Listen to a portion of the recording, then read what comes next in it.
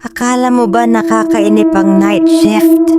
Mahabang oras lang at tahimik na mga aisle? Hayaan mong ikwento ko ang totoong nangyayari. Tuwing 2:00 hanggang 4:00 ng madaling araw sa lungsod na to.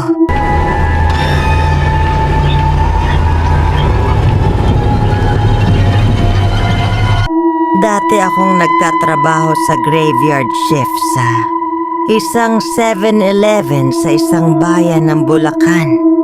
12:00 ng hating gabi hanggang 6:00 ng umaga, 6 na gabi kada linggo.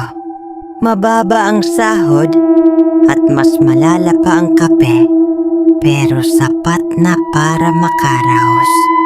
Karamihan ng gabi, naglilinis lang ako ng natapong Slurpee o pinipigilan ng mga lasing na magpainit ng burrito na may balot pa ng foil. Pero noong Abril 13, may nangyaring kakaiba. 3:05 ng umaga. Natatandaan ko kasi kakatingin ko lang sa orasan ng register. Nag-iisip kung may mas malakas pa bang inumin kaysa kape. Biglang tumunog ang chime ng pinto. Alam mo yung masayang ding kapag may pumasok. Pero sa pagkakataong yun parang may mali. Masyadong malakas. Masyadong matagal ang echo.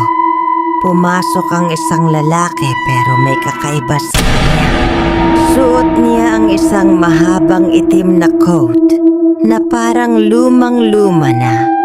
Parang galing pa sa panahon ng digmaan.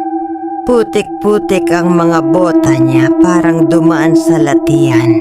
At ang mukha niya, natatakpan ng anino dahil sa malapad na sombrero. Binati ko siya gaya ng nakasanayan ko. Magandang umaga. Wala siyang sagot. Ni hindi man lang ako tinignan. Dumiretso siya sa Slurpee machine at tumayo lang doon. Akala ko pinipili lang niya ang flavor. Pero hindi siya gumalaw. Hindi kumurap. Hindi huminga. 5 minutong lumipas. Nakaramdam ako ng kaba. Parang may matang nakatingin sa akin. Tapos biglang nag-flash ang ilaw sa aisle 3. Mabilis. Parang strobe light. Nag-static din ang mga kamera sa likod ng counter. Kinuha ko ang telepono para tawagan ang manager ko pero patay ang linya.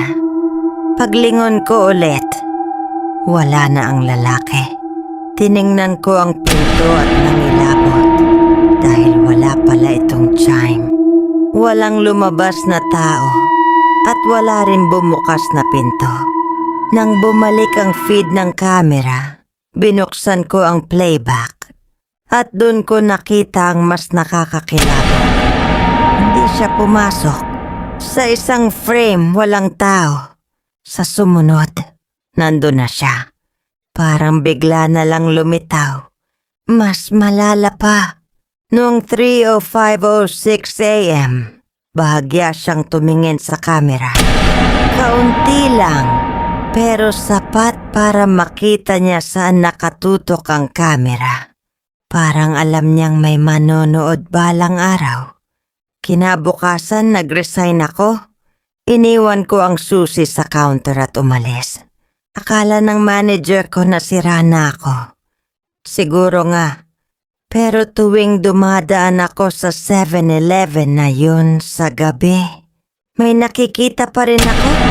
Isang malabong refleksyon sa salamin. Malapit sa slushy machine. Nakatayo lang. Hindi gumagalaw. Nakamasid lang.